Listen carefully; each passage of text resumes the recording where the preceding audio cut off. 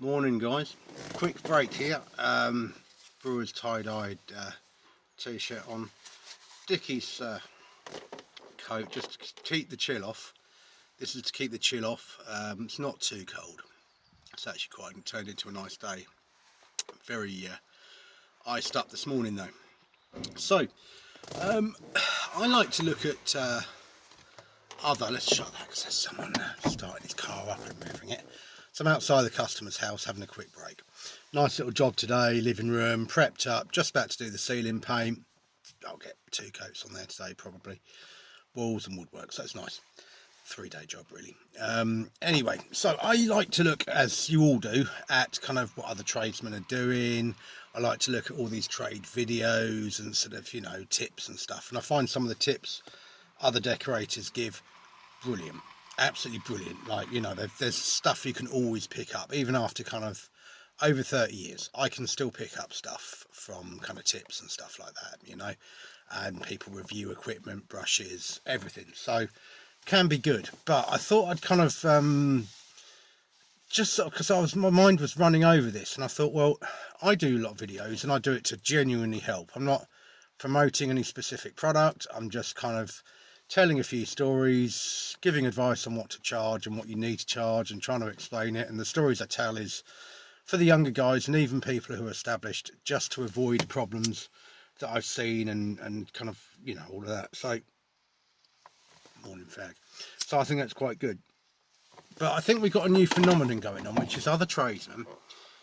They do these videos, and I think they do them for the hits. And I think obviously you get paid on YouTube if you get a certain amount of hits and stuff like that. And that's not what I'm into. And I certainly wouldn't want to do it for that. But I think there's a part of that, and there's also kind of like some people do it to promote their business as well, which is brilliant. And just sort of give a couple of scenarios, and I'm not going to mention names because I'm not going to get into a silly tit for tat thing. It's just a couple of observations from me, and just a little warning to be careful who you follow online, be careful who you trust, and obviously a lot you will, but just be careful. Some people don't know everything. So probably 3 little ones. So the first one, positive one. There's a lady decorator I follow. She's up north. Brilliant.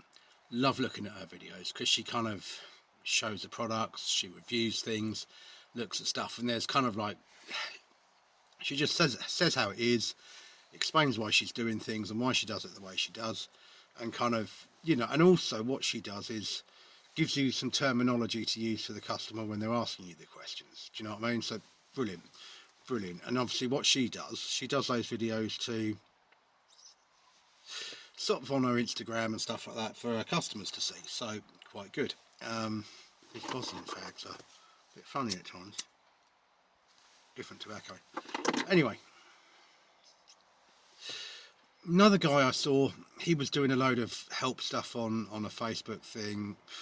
Since blocked him because I got stupid, and it was supposed to be helping others, and it turned into more a promotional paid for thing, and just it turned into a complete rip off, and it was very obvious, and I called it out at the start and kind of got a bit slated for that, and now suddenly everyone's saying the same. So, but yeah, there was another guy, popular guy, nice guy as well, lovely guy, fairly good, gives some good tips and stuff. But I was looking at some of the stories he was telling last time. I looked at one, and there's kind of like a big push for these trade videos sort of aimed towards tradesmen, and it's about selling products.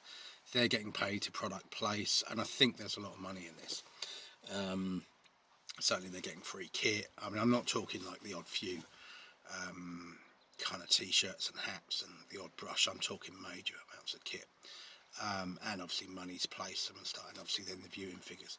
So this guy, he was telling a few stories, and it was okay. Do you know what? If he'd just stuck with a few of the stories, I'd have gone with it. But he told a story about how he needed the loo, and he'll know, and you'll know maybe, and if this offends anyone, I'm sorry, but he said a story about being caught short on a job. Happens to us all, really does happen to us all sometimes. But obviously when I go to a job, I'm like, right, can I use your loo? If not, I'll need a porta loo. End of story. That's just how I play it. Unless there's a public loo right next door, that's how it is. And that's just, yeah, fine. And if you get caught short, it's unfortunate. Anyway, this guy said he needed a number 2 urgently. From the sound of it, there was a few of them using And basically they ended up using a bucket in the back of this huge van to defecate and urinate in. Not ideal.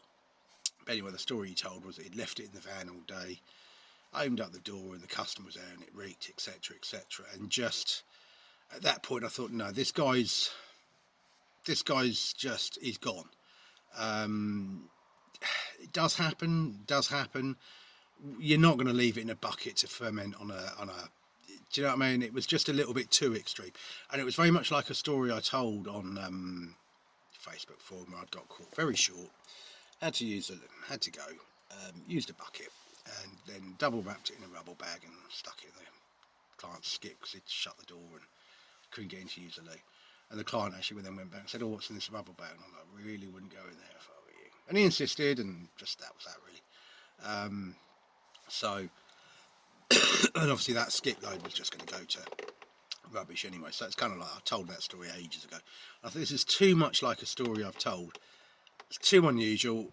Just be careful of the people you're looking at online. Some are giving really good tips, it's really good, but some of them are regurgitating stories they've heard elsewhere. Simple as that. As soon as that guy did that, I thought, yeah, you're everywhere online, you're everywhere. I now don't trust you.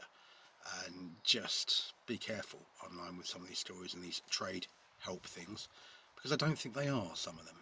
I think some of them are there to product place. I think they're getting paid to be on there, so they're getting paid for views. Brilliant, no problem at all. There's that guy Candleman, I love him. He gets paid for views, watching him, it's good. And there's no side to him, he's just telling it how it is with the job, and he's not really product placing. But some of these people are, and I think it could just lead to some of you getting led astray, getting the wrong kit, getting some wrong skills, and just kind of believing some of the stuff they're saying which isn't quite right.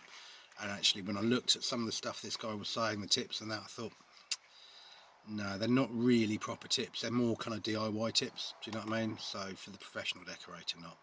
But yeah, just my little reflection on what's going on online and people doing videos and stuff. Some are really, really useful, but just be careful what you take in with some. And if the stories start getting a little bit too, just switch off. Hopefully that helps you guys, because there's a lot of people who are newly self-employed and want to learn more and looking for a bit of help. We all work alone, so we're on social media chatting and stuff. Just be careful who you're getting involved with, because I think there's a few shysters out there right now who are looking to get money, possibly promoting, not bad kit, but promoting kit that isn't worth it, or just there's better out there, do you know what I mean? So yeah, just be careful and have a good day, guys.